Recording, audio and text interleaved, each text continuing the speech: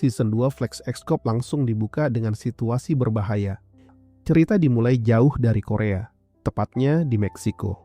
Jin Isu, Park Jun-young, dan Cho Kang-jin terbang ke luar negeri menggunakan jet pribadi milik Hansu Group untuk memburu sekelompok penipu.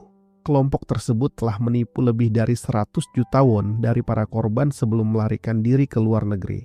Mereka mengira berada di luar Korea akan membuat mereka aman dari kejaran polisi. Namun tim 1 sudah menyiapkan rencana untuk menangkap mereka. Alih-alih menyerbu lokasi secara terang-terangan, para detektif menjalankan operasi penyamaran. Mereka menyamar sebagai kelompok musik mariachi yang ceria dan masuk ke sebuah bar tempat para penipu sedang berpesta. Penyamaran tersebut begitu meyakinkan hingga tidak seorang pun dari kelompok kriminal itu menyadari bahwa mereka sedang dikepung polisi. Jin Isu bahkan menggunakan kekayaan keluarganya untuk menyewa seluruh bar tersebut. Dengan begitu, tidak ada warga sipil yang akan terjebak dalam baku hantam ketika operasi dimulai. Begitu waktunya tiba, musik tiba-tiba berhenti dan suasana berubah menjadi kacau. Para detektif langsung menunjukkan identitas mereka dan melancarkan serangan mendadak. Perkelahian sengit pun terjadi. Meja dan kursi berantakan, pukulan berhamburan. Namun, ketika kemenangan sudah hampir dipastikan, salah satu penjahat tiba-tiba mengeluarkan pistol, sehingga situasi kembali menjadi genting. Untungnya, polisi setempat yang sejak awal berjaga di luar langsung masuk dan membantu. Bersama para detektif Korea, mereka berhasil mengamankan seluruh anggota kelompok tersebut. Setelah menyelesaikan misi internasional itu, tim 1 akhirnya kembali ke Korea. Di kantor polisi Gangha, suasana sempat terlihat kembali normal. Namun, keadaan justru menjadi canggung bagi Jin Isu karena sebuah tim reality show datang untuk membuat dokumenter mengenai kehidupannya yang tidak biasa sebagai seorang detektif sekaligus pewaris keluarga kaya pemilik Hansu Group. Kamera terus mengikuti Isu kemanapun ia pergi. Dengan penuh percaya diri, ia memperkenalkan anggota tim 1 kepada kru televisi. Park Jun-young dan Cho Kang-jin terpaksa ikut dalam pengambilan gambar tersebut meskipun keduanya terlihat tidak terlalu nyaman menjadi pusat perhatian. Di sisi lain, tim 1 masih belum memiliki pemimpin. Pemimpin mereka sebelumnya sedang menjalani pelatihan di Los Angeles, sehingga posisi tersebut untuk sementara kosong. Saat sedang menunjukkan aktivitas di kantor polisi kepada kru televisi, Isu membuka sebuah aplikasi yang memungkinkan masyarakat mengirimkan laporan atau permintaan bantuan kepada polisi. Sebagian besar laporan yang masuk hanyalah masalah biasa. Namun, ada satu pesan yang langsung menarik perhatiannya. Pesan tersebut bukan berisi permintaan bantuan, melainkan sebuah ajakan untuk memainkan permainan misterius. Pengirimnya juga menyertakan beberapa foto serta sebuah lokasi. Karena merasa penasaran, Isu memperlihatkan pesan itu kepada Park Jun-young dan Cho Kang-jin. Setelah diperiksa, mereka menyadari bahwa lokasi yang tercantum ternyata merupakan salah satu department store milik Hansu Group. Ada sesuatu yang terasa tidak beres. Ketiganya kemudian pergi ke lokasi untuk melakukan penyelidikan. Mereka mencocokkan foto yang dikirim dengan kondisi sebenarnya di tempat tersebut, hingga akhirnya menemukan sesuatu yang sangat mengkhawatirkan. Salah satu kotak yang terlihat dalam foto ternyata berisi benda yang menyerupai bom rakitan. Tanpa menyadari bahayanya, Isu secara refleks mencoba menyentuh benda tersebut. Begitu tangannya menyentuh perangkat itu, sebuah timer langsung aktif. Suasana seketika berubah mencekam. Menyadari bahwa mereka mungkin benar-benar berhadapan dengan bom, para detektif segera menghubungi tim penjinak bom dan memerintahkan seluruh orang di dalam gedung untuk dievakuasi. Para pelanggan dan karyawan berhamburan keluar, sementara kepanikan mulai menyebar di seluruh department store. Kru televisi sebenarnya sudah diperintahkan untuk meninggalkan lokasi demi keselamatan mereka. Namun para reporter justru diam-diam terus merekam dari kejauhan karena ingin mendapatkan rekaman eksklusif. Tak lama kemudian, tim penjinak bom tiba. Pemimpin tim tersebut adalah Juhira. Kemunculan Hira langsung membuat situasi menjadi menarik karena ternyata ia sudah mengenal Jin Isu dengan sangat baik. Dengan tenang dan penuh keyakinan, Hira mendekati bom tersebut dan mulai menjinakkannya. Setelah berhasil menyelesaikannya, ia bahkan sengaja berpura-pura bahwa bom tersebut masih aktif hingga membuat Isu panik. Barulah setelah itu Hira memperlihatkan bahwa semuanya hanya lelucon. Isu tentu saja merasa malu, sementara Hira justru terlihat menikmati kesempatan untuk menggodanya. Melalui kilas balik, terungkap bahwa Hira pernah menjadi instruktur Isu ketika dirinya masih menjalani pendidikan di Akademi Kepolisian. Saat itu, Hira tidak pernah memperlakukannya secara khusus hanya karena Isu berasal dari keluarga kaya. Sebaliknya, ia justru terus menantang dan mendisiplinkannya seperti taruna lainnya. Pengalaman tersebut akhirnya membuat keduanya memiliki rasa saling menghormati, meskipun sampai sekarang mereka masih sering terlibat dalam perselisihan kecil. Sayangnya, rasa malu Isu belum berakhir. Kru reality show ternyata diam-diam mengirim rekaman mereka ke sebuah stasiun berita. Rekaman ketika Isu panik saat menghadapi bom kemudian ditayangkan, dan dengan cepat menjadi bahan pemberitaan nasional. Hal tersebut menimbulkan kontroversi besar di kepolisian.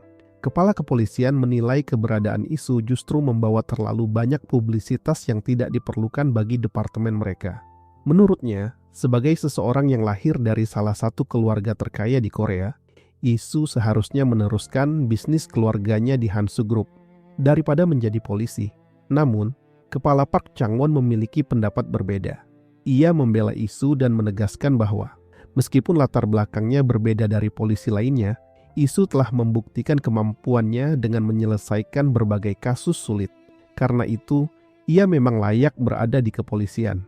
Meski begitu, insiden bom tersebut membuat suasana di kantor polisi semakin tegang. Sementara itu, Hira kembali memeriksa bom yang ditemukan di department store. Setelah mempelajarinya lebih teliti, ia mulai menyadari bahwa kejadian tersebut bukan sebuah kebetulan. Seseorang memang sengaja menjadikan Jin Isu sebagai target.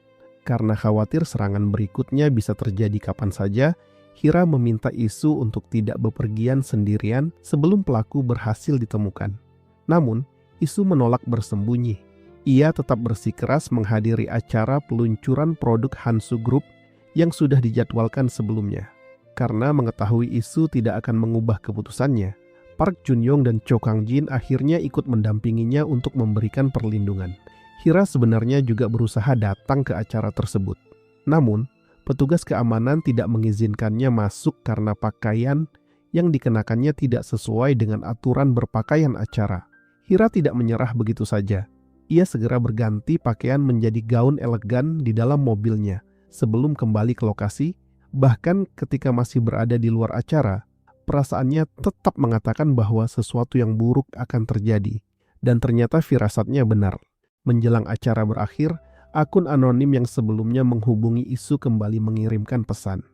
Kali ini, pengirim tersebut menegaskan bahwa permainan mereka belum berakhir. Tidak lama kemudian, sebuah ledakan kecil terjadi di sekitar lokasi. Ledakannya memang jauh lebih kecil dibandingkan bom sebelumnya, tetapi cukup untuk memastikan satu hal. Ini bukan lelucon. Seseorang benar-benar sedang memburu Jin Isu. Untuk pertama kalinya, Isu tidak bisa lagi menganggap semua kejadian tersebut sebagai permainan biasa. Serangkaian serangan itu mulai memberikan tekanan besar kepadanya. Melihat kondisi Isu, Hira langsung mengambil tindakan. Ia memerintahkan kru televisi untuk menghentikan seluruh proses syuting. Kasus ini sudah terlalu berbahaya untuk dijadikan tontonan. Hira kemudian meminta Isu menuliskan semua orang yang mungkin memiliki alasan untuk membencinya, sampai tega ingin membunuhnya. Di saat yang sama, Park Jun-young dan Cho Kang-jin memeriksa berjam-jam rekaman dari acara peluncuran produk. Setelah melakukan pemeriksaan secara teliti, mereka menemukan seorang pria yang terlihat mencurigakan. Pria tersebut bernama No Jisoo dan bekerja sebagai pelayan di acara tersebut. Penyelidikan lebih lanjut mengungkap bahwa ayah No Jisoo pernah bekerja di Hansu Chemical sebelum meninggalkan perusahaan sekitar 8 bulan sebelumnya. Para detektif pun mulai mempertimbangkan kemungkinan bahwa keluarganya menyimpan dendam terhadap Hansu Group dan No Jisoo mungkin sedang berusaha membalas dendam kepada Jin Isu. Sementara itu, Hira menyelidiki tersangka lain. Namanya Park Jong-tae, seorang mantan pembuat bom yang baru saja dibebaskan dari penjara. Mengingat bom yang digunakan untuk menyerang Isu memiliki tingkat kecanggihan tertentu, Park Jong-tae menjadi salah satu orang yang paling dicurigai. Namun, Kedua penyelidikan tersebut akhirnya menemui jalan buntu. Nojisu ternyata bukan seorang pelaku. Ia hanya merupakan pengagum berat kehidupan mewah Jin Isu. Ia memang ingin menjadi kaya seperti Isu, tetapi sama sekali tidak memiliki niat untuk menyakitinya. Ayahnya pun tidak pernah dipaksa meninggalkan Hansu Chemical.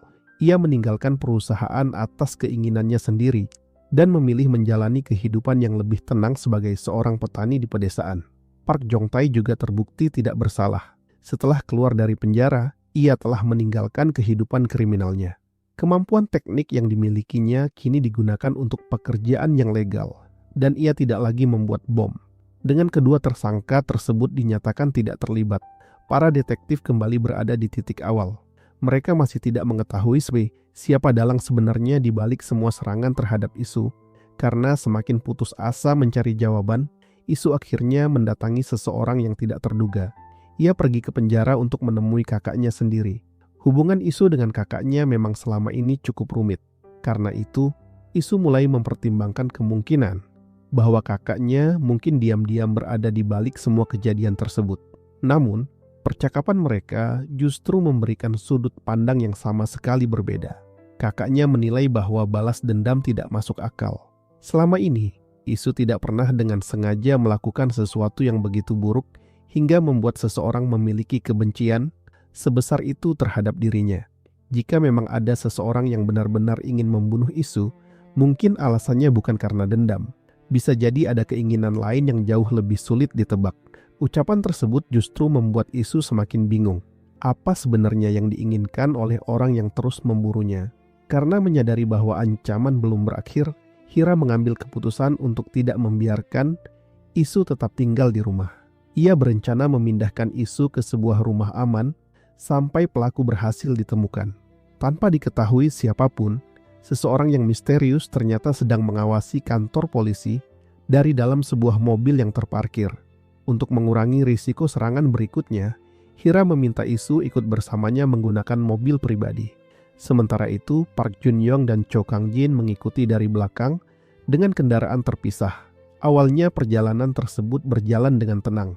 Namun, tiba-tiba terdengar suara telepon berdering dari kursi belakang. Ketika Isu menoleh, ia menemukan sebuah kotak mencurigakan di belakang mereka. Di dalamnya terdapat bom lain. Begitu kotak tersebut dibuka, timer langsung aktif. Waktu mereka sangat terbatas. Bom tersebut memiliki radius ledakan hingga sekitar 100 meter. Sementara mereka sedang berada di jalan raya yang ramai dan dikelilingi banyak orang. Menghentikan kendaraan bukanlah pilihan. Hira berusaha mencari jalan keluar secepat mungkin. Sementara kepanikan mulai memenuhi mobil. Dalam situasi genting itu, Isu mengambil keputusan dalam hitungan detik. Daripada membiarkan bom meledak di tengah lalu lintas dan membahayakan begitu banyak orang, ia memilih mengarahkan mobil menuju danau terdekat. Ia berharap air dapat mengurangi dampak ledakan. Park Jun-young dan Cho Kang-jin yang berada di belakang mulai menyadari bahwa ada sesuatu yang tidak beres. Mereka pun langsung mengikuti mobil Hira dan Isu. Kejar-kejaran melawan waktu dimulai. Setiap detik terasa semakin menegangkan ketika waktu terus berkurang. Mereka berpacu menuju danaunya sementara timer bom terus berjalan. Akhirnya, danau mulai terlihat di depan mata. Dengan waktu yang hampir habis, Isu dan Hira bersiap keluar dari kendaraan sebelum mobil tersebut masuk ke dalam air. Timer terus bergerak menuju angka terakhir. Di tengah kepanikan, Isu dan Hira hanya memiliki beberapa detik untuk menyelamatkan diri sebelum kendaraan tersebut mencapai danau.